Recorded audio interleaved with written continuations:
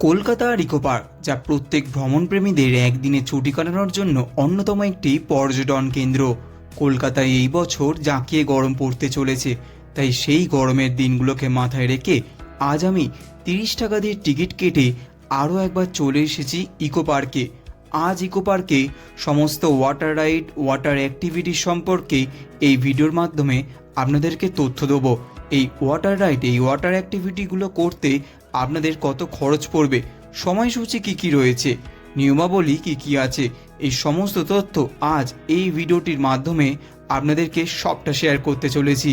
তাহলে চলুন আরও একটি নতুন সপ্তাহে আরও একটি নতুন ভিডিও আপনাদের সকলকে নিয়ে শুরু করা যাক।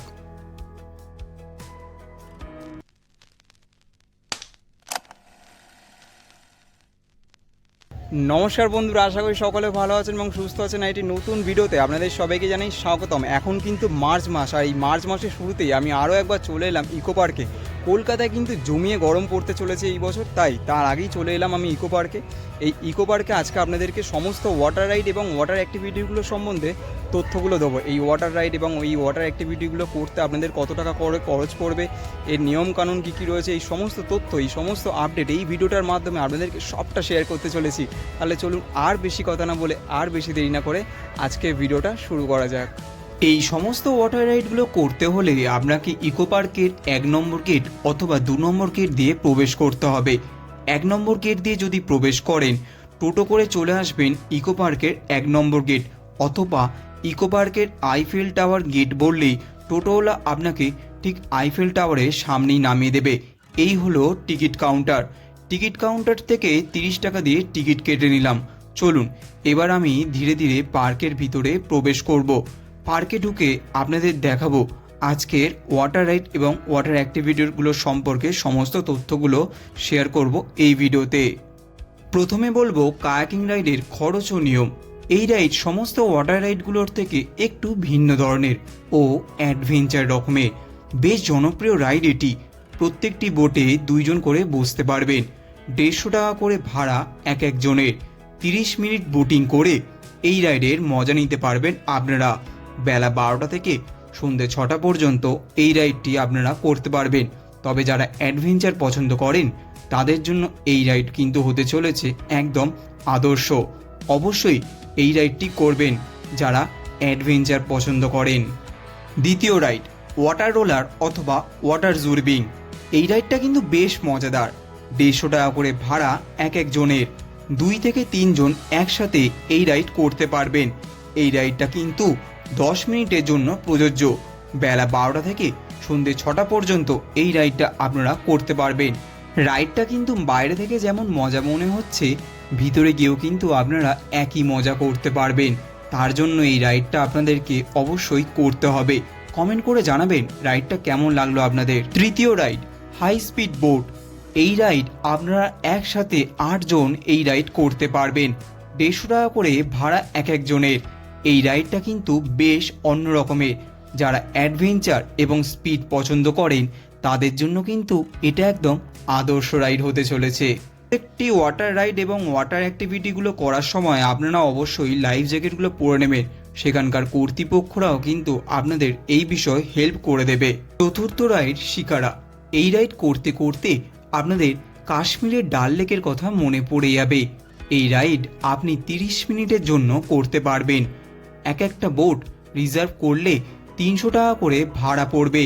গ্রীষ্মের বিকেলে এই রাইডগুলো যেন এক আলাদা আমেজ তৈরি করে দেবে। এই শিকারা রাইডটা কিন্তু সত্যি বেশ অন্য রকমের। কলকাতায় বসে একদম কাশ্মীরের ফিল পাবেন এই শিকারা রাইডগুলো করতে করতে। সত্যি চমৎকার রাইড বটে একটি। পঞ্চম রাইড প্যাডেল বোট। এই প্যাডেল বোটটি কিন্তু ইকো পার্কের একদম জনপ্রিয় একটি রাইড। এই রাইডটি আপনি 30 মিনিট পর্যন্ত উপভোগ করতে পারবেন। 4 জন একসঙ্গে একই বোটে বসতে পারবেন। একটি বোট রিজার্ভ করলে 200 টাকা করে ভাড়া পড়বে। আপনারা যদি ফ্যামিলি কিংবা ফ্রেন্ডস গ্রুপে যান তাহলে 4 জনের ক্ষেত্রে সেই ক্ষেত্রে 50 টাকা করে ভাড়া পড়বে শেয়ারিংয়ে।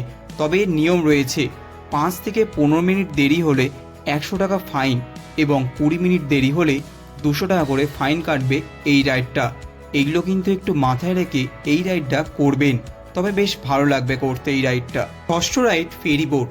আমরা যেমন গঙ্গায় ফেরি বোট চলি, ঠিক তেমনই এইখানেও রয়েছে একটি ফেরি বোট। তবে ইকো পার্কের এই ফেরি বোটের কিন্তু একটি বিশেষত্ব রয়েছে।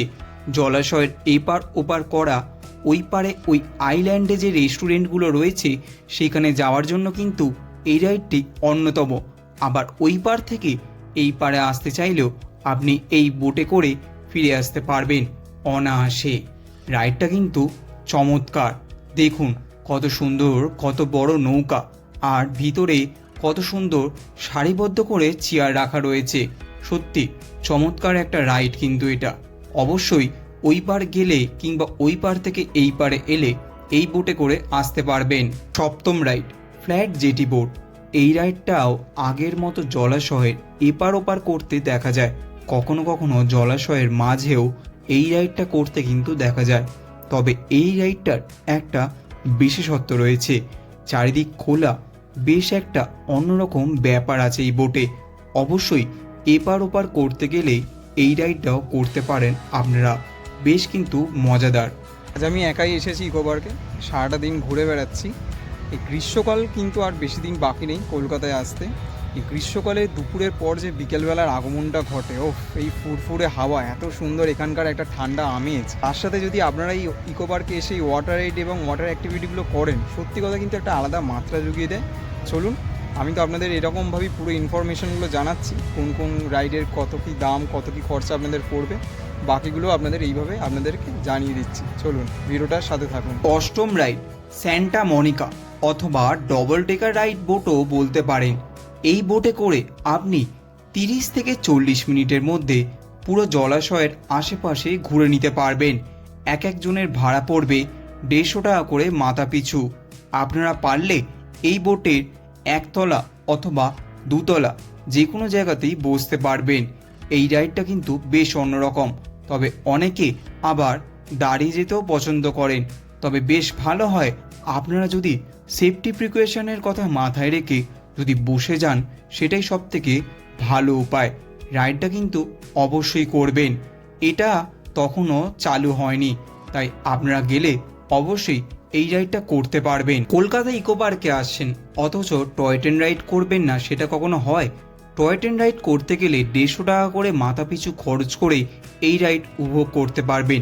ইকো পার্কের অন্যতম জনপ্রিয় রাইড কিন্তু টয় ট্রেন। পুরো পার্ক ঘুরে দেখানোর জন্য একটি আদর্শ রাইড এটি। এইখানেই শেষ হলো আমার আজকের ইকো পার্ক ভ্রমণ। প্রত্যেকটি ওয়াটার রাইড এবং প্রত্যেকটা ওয়াটার অ্যাক্টিভিটির ইনফরমেশন কিন্তু এই ভিডিওটার মাধ্যমে আমি চেষ্টা করেছি আপনাদের মধ্যে সবটা শেয়ার করার। এই ভিডিওটা যদি আপনার ভালো লেগে থাকে তাহলে ভিডিওটি কিন্তু অবশ্যই লাইক করবেন এবং কমেন্ট করে আপনার মূল্যবান কমেন্টটা কিন্তু আমাদের ভিডিওর কমেন্ট বক্সে জানাতে ভুলবেন না। এবং চ্যানেলটি কিন্তু অবশ্যই সাবস্ক্রাইব করবেন, কারণ শীতকালে যেমন আপনাদের জন্য নতুন নতুন ভিডিও কিন্তু এই চ্যানেলে এসেছে, গ্রীষ্মকালেও কিন্তু এই চ্যানেলে আপনাদের জন্য অনেক নতুন নতুন ডেস্টিনেশন কিন্তু আসতে চলেছে। তাহলে চলুন, দেখা হচ্ছে দুর্দান্ত একটা ডেস্টিনেশন নিয়ে, দুর্দান্ত একটা জার্নি নিয়ে। সকলে ভালো থাকবেন, সকলে সুস্থ থাকবেন। স্টে টিউন, বং দরকার।